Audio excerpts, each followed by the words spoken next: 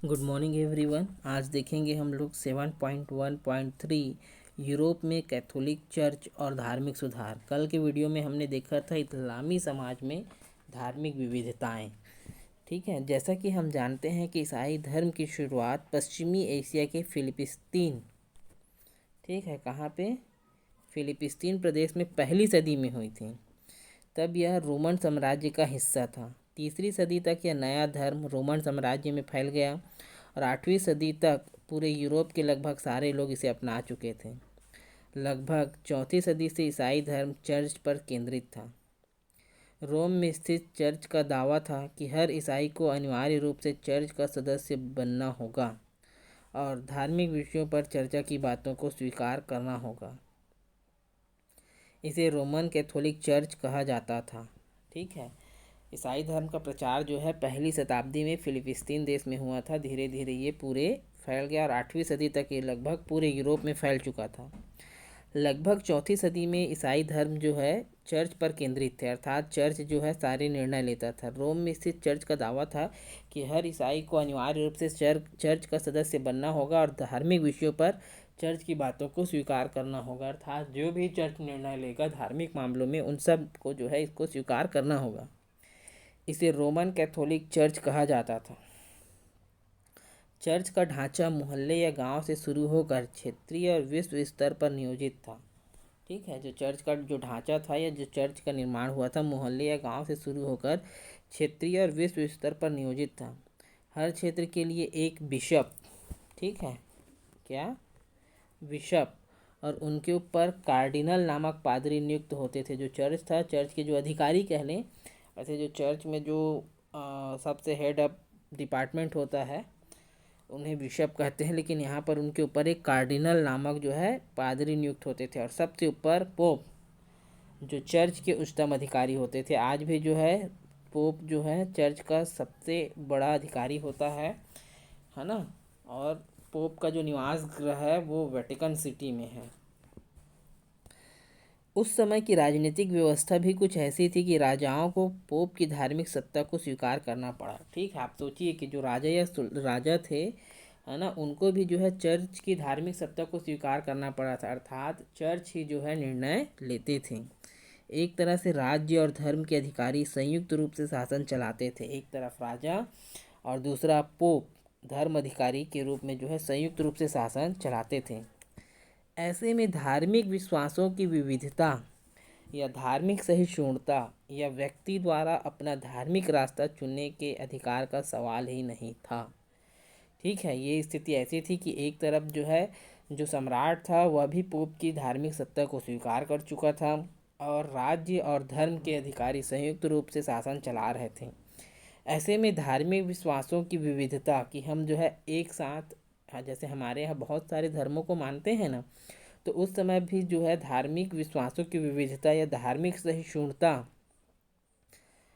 या व्यक्ति द्वारा अपना धार्मिक रास्ता चुनने के अधिकार का सवाल ही नहीं था। यह माना गया था कि एक अच्छे ईसाई का जीवन जीने और मुक्ति पाने के लिए पादरियों और उनके द्वारा संचालित कर्मकांडों की परम आवश्यकता है।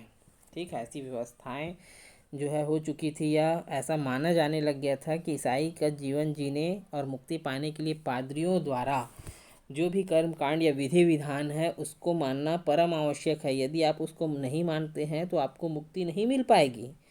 अगर आपको इस जीवन से मुक्ति पानी है, स्वर्ग की ओर प्रस्थान करना है या स्वर्ग में स्थान बनाना है, तो आपको चर्च के द्वारा बताए जा रहे धार्मिक कर्म कांडों को जो है स्वीकार करना होगा।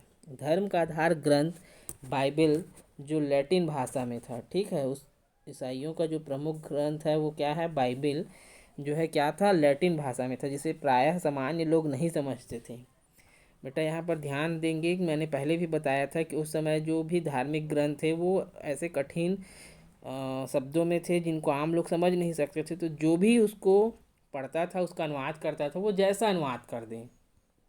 बाइबिल यहाँ पर गलत नहीं था, यह बाइबिल में गलत चीज़ें नहीं लिखी गई थी, उसको बताने वाले गलत बता रहे थे। इस कारण धर्म की व्याख्या पर पादरियों का एकाधिकार स्थापित हुआ कि वो सिर्फ जानते थे, अतः वो पढ़ते थे और लोगों को सुनाते थे।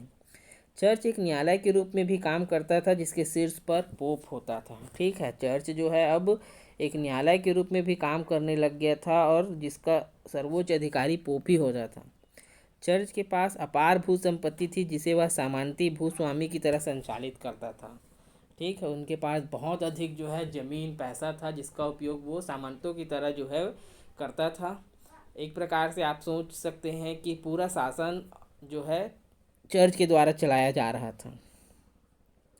इसके अलावा हर ईसाई व्यक्ति से उसकी आय का 10वां हिस्सा धार्मिक टैक्स के रूप में वसूल किया जाता था, अर्थात कर लिया जाता था।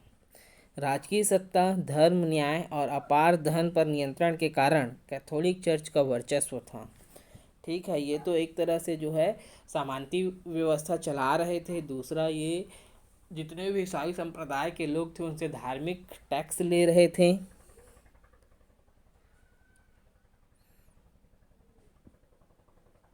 उसके विरुद्ध आवाज़ उठाना राजद्रोह के बराबर था। ठीक है, पूरी सत्ता का नियंत्रण जो है कैथोलिक चर्च का था और उसके विरुद्ध अगर कोई आवाज़ उठाता था तो उसे राजद्रोह माना जाता था। इन बातों का पादरियों पर भी असर पड़ा और मध्यकाल के अंत तक वे विशेष वैभव और विलास में जीने लगे। ठीक है, क्या हो गया कि अब धीरे धीरे जो है पादरी लोग जो है वैभव और विलासिता की जीवन जीने लग गए। रेनेसां काल में चर्च विशाल भवनों का निर्माण करवा रहा था और साथ में उनकी शानो शौकत बढ़ रही थी। ठीक है, क्या हो रहा था कि मध्यकाल में जो है चर्च जो है अपने चरम पर पहुंच गया था। नए नए बड़े बड़े भवन बन रहे थे, शानो शौकत बढ़ रही थी। इस कारण बढ़ते खर्च को पूरा करने के लिए चर्च ने नए तरीके अपनाए। अब चूँकि बहुत अधिक खर्च हो रहा था तो उस खर्च को पूरा करने के लिए जो है उन्होंने नए तरीके अपनाए। वह श्रद्धालुओं को माफ़ीनामा, ठीक है, वो श्रद्धालुओं को माफ़ीनामा या क्षमा पत्र, ठीक है, यह कहकर बेचने लगा कि अगर तुमने कोई पाप किया है तो उसके लिए चर्च को एक राशि देकर माफ़ी पा सकते हो। ठीक है, देखिए यहाँ पर ये कितने गलत तरीके से जो है वो धर्म को प्रस्तुत कर रहे थे कि अब जो है जो खर्चा था उसको इन लोग वसूल करने के लिए जो है एक नया हथकंडा अपनाए थे कि क्षमा पत्र बेचने लगे थे कि यदि आपने किसी भी प्रकार का पाप किया है तो एक क्षमा पत्र कुछ राशि के साथ आप देंगे तो आपका जो पाप है वो माफ़ हो सकता है। पोप इस पैसे के बदले माफ़ीनामा देंगे। ईश्वर के सामने जब पहुंचोगे तो इसे दिखाकर माफ़ी पा सकते हो। जबकि यथार्थ सत्य है कि व्यक्ति जो है मृत्यु के बाद अपने साथ कुछ नहीं ले जा सकता। लेकिन पोप जो है ये कहते थे कि अगर यदि आपने किसी भी प्रकार का पाप किया है तो आप चर्च को कुछ राशि भेंट करके पोप से क्षमा पत्र प्राप्त कर सकते हो और जब आप ईश्वर के सामने पहुंचोगे तो इसे दिखाकर माफ़ी पा सकते हो। पिछले अध्याय में पढ़ा था कि किस तरह इरास्मस जैसे मानववादी बुद्धिजीवियों ने चर्च के कई सिद्धांतों व व्यवहार की आलोचना की थी। ठीक है, इन्हें ईसाई मानववादी कहते हैं। वे चर्च के विरुद्ध किसी बगावत की बात नहीं कर रहे थे बल्कि उसमें आंतरिक सुधार की मांग कर रहे थे। ठीक है, इरास्मस जैसे बहुत सारे विद्वान थे, उन्होंने जो है चर्च की आलोचना की थी पर वो चर्च के खिलाफ नहीं थे। वे बस चर्च में क्या चाह रहे थे, सुधार चाह रहे थे। इस दौर में चर्च विरोधी आंदोलन भी प्रबल हो रहे थे जिसमें गरीब तबके के लोग, किसान और कारीगर अधिक संख्या में शामिल हो रहे थे। ठीक है, इस दौर में चर्च के विरुद्ध भी आंदोलन प्रारंभ हो रहे थे जिसमें गरीब तबके के लोग, किसान और कारीगर अधिक संख्या में थे। वे बाह्य कर्मकांड का विरोध कर रहे थे और आंतरिक आस्था और निष्ठा पर जोर दे रहे थे। इस बीच उत्तरी यूरोप में राष्ट्रवाद की धारा उभरने लगी थी जिसके चलते चर्च की सत्ता को चुनौती दी जाने लगी थी। इंग्लैंड, जर्मनी आदि देशों के शासक पोप की सत्ता से स्वतंत्र होना चाहते थे। उनकी नज़र चर्च की अपार संपत्ति पर भी थी। इसी पृष्ठभूमि में मार्टिन लूथर ने कैथोलिक चर्च के विरुद्ध आंदोलन शुरू किया। ठीक है, उस समय जो है चर्च के विरुद्ध जो है समूह बनने लग गए थे, आंदोलन जोर पकड़ने लग गया था और वे चर्च की सत्ता को चुनौती देने भी लग गए थे। जर्मनी आदि देशों के शासक पोप की सत्ता से स्वतंत्र होना चाहते थे। उनकी नज़र अपार संपत्ति पर थी। इसी पृष्ठभूमि में मार्टिन लूथर ने कैथोलिक चर्च के विरुद्ध आंदोलन शुरू किया। आगे हम जो है मार्टिन लूथर और उसके समाज सुधार पढ़ेंगे। ठीक है बच्चों, कोई डाउट होगा तो पूछेंगे। वीडियो ज़रूर देखें। Thank you.